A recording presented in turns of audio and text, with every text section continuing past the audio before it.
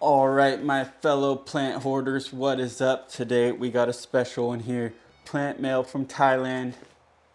First off, I want to show my little Homer Simpson donut blade. Super duper cool.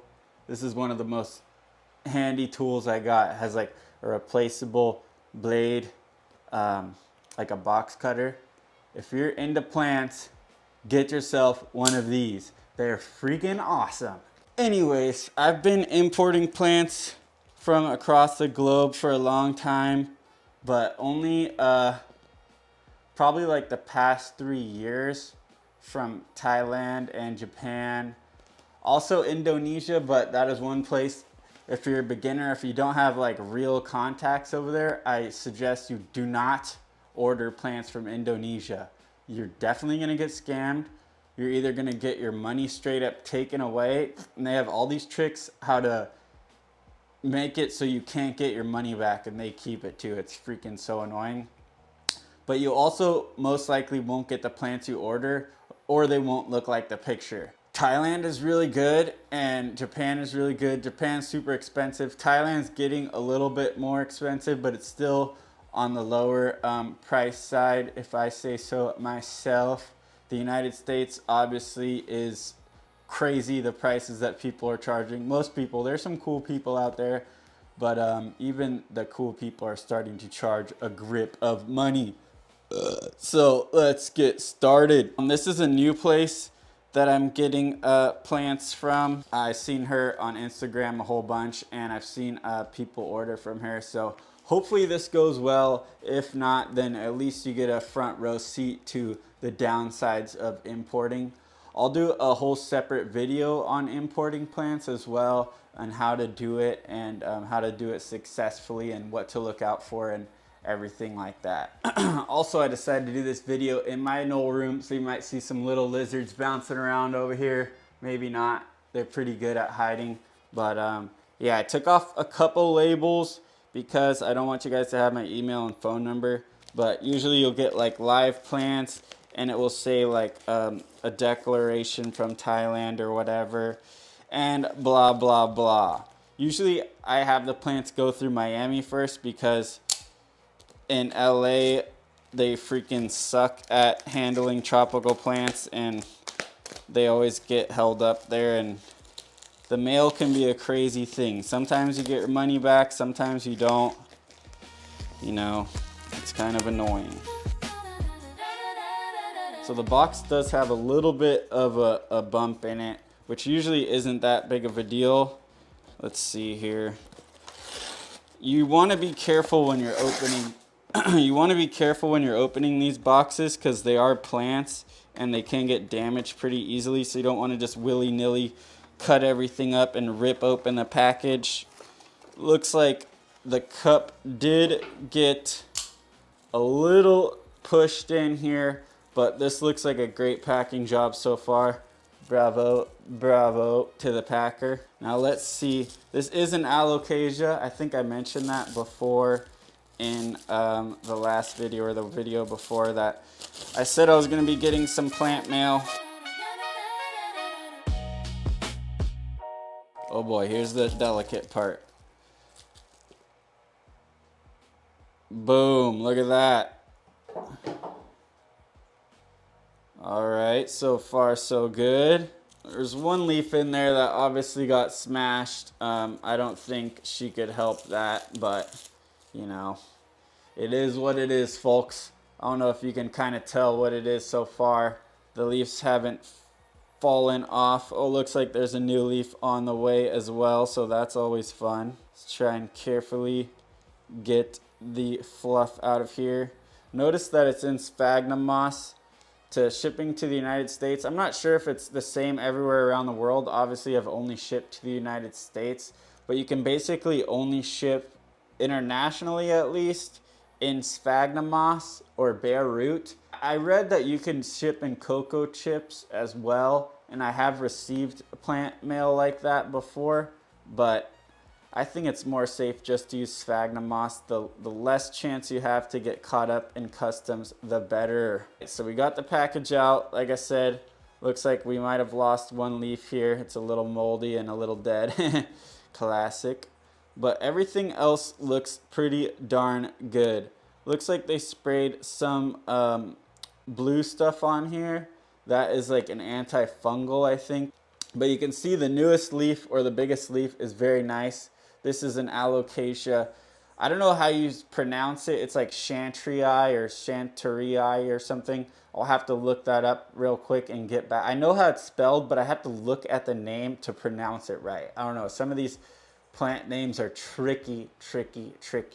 But yes, this is, they call it for short a Pink Chan, and this is very awesome. Like I said, it's an Alocasia, one of my favorites.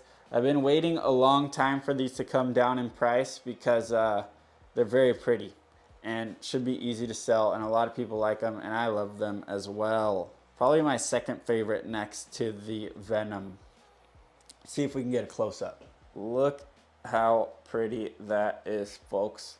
It kind of reminds me of a pink cupria, but I like this shape a lot more. The cupria kind of reminds me of a turtle shell, which I don't necessarily like.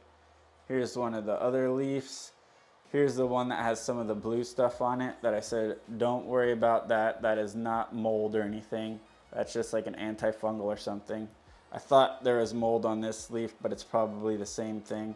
But yeah, this leaf is pretty much done for. So there's the beautiful leaf. Oh my goodness, look at that. So yeah, first video that shows an import from Thailand. So far, so good. The sphagnum moss is still nice and moist too. Let's check out the old roots while we're at it.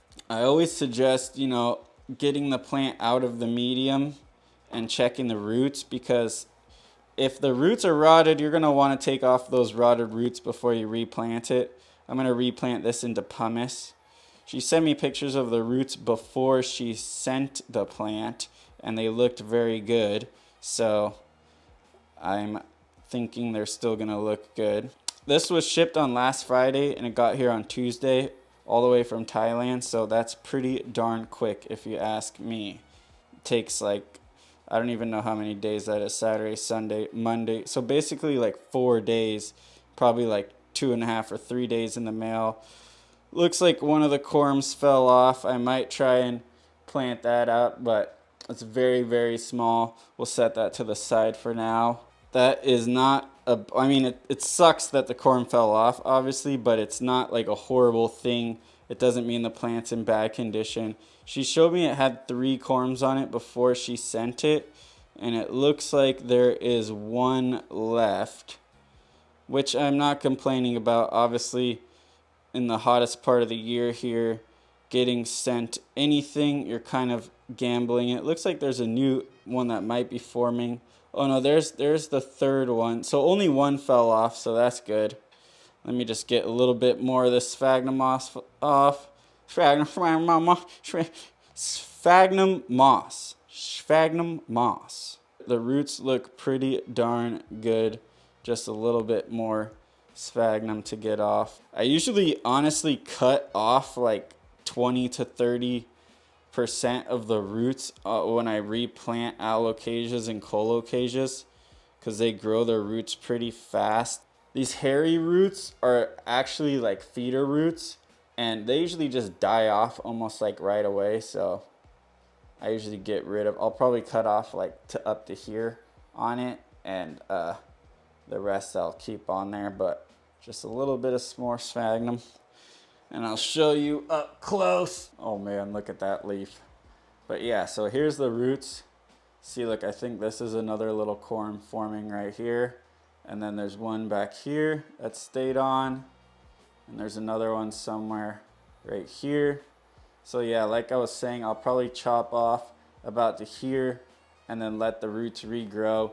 You just want to make sure you keep all these thick white ones. These are the ones that are going to regrow nice. These little hairy feeder roots down here probably aren't going to do anything, so I'll just chop it right there and boom, plant it up. Here's the teeny tiny corm that fell off in the mail.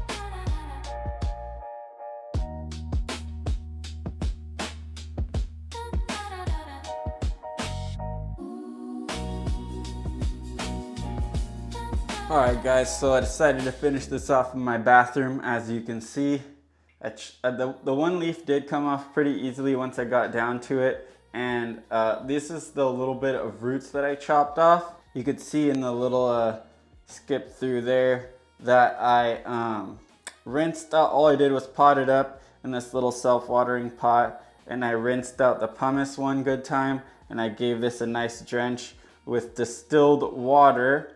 Now the last thing I'll do is fill the reservoir, but I'm gonna use fertilizer, and I'm gonna lightly fertilize the plant as well. I use like a root booster and some other stuff in my fertilizer, so it definitely helps give it a jump start. Some people like to use Super Thrive when they repot plants. I like it too, but it just smells, and I keep everything in my room. So yeah, the plant looks a little wonky from shipping, obviously. Sometimes they straighten out once you get them under a light, and sometimes they just stay wonky until they start growing new leaves.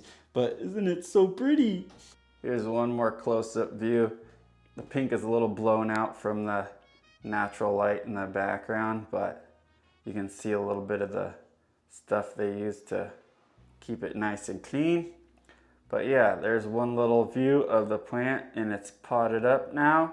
Hopefully in a couple weeks I'll be able to give you guys an update, and it will look even a lot nicer. Wanted to give one more little update on the Pink Chan. I think it's been like a month now, or maybe like 2 to 4 weeks. I can't remember. I'll have to go back and check the pictures, but look at that new leaf. It's freaking beautiful. Bright pink. You can tell easier when the light's on it, but check that out. Boom, boom. Doing amazing. Just proof that the old method works. There you go. All right, plant homies, one more quick little update. That skinny little corm that I was showing earlier did pop out a baby leaf. Good thing I didn't throw it away, but check that out. It looks pretty nice. The variegation is fire. I'm not gonna open it up or anything because I'm too lazy, but just to show you guys that even the little corms can be worth it. I didn't think it was, but luckily I have a friend who convinced me to throw it in some water, and bada bing, bada boom. Look at that, Pink Chan baby. All right, homies, well, that was a great success. We got the plant from the box. We planted it up in the cup. We planted a little corm in the puddle method, and it sprouted a new leaf, and the mother plant has a new leaf, and it looks amazing. So I wanted to just give you that update and end the video here, but stay tuned because we got another Alocasia coming in the mail, and this time we'll kind of skip the unboxing part and we'll go straight into planting it up and how to go about that. Anyways, peace out for now, plant homies. Catch you in the next one.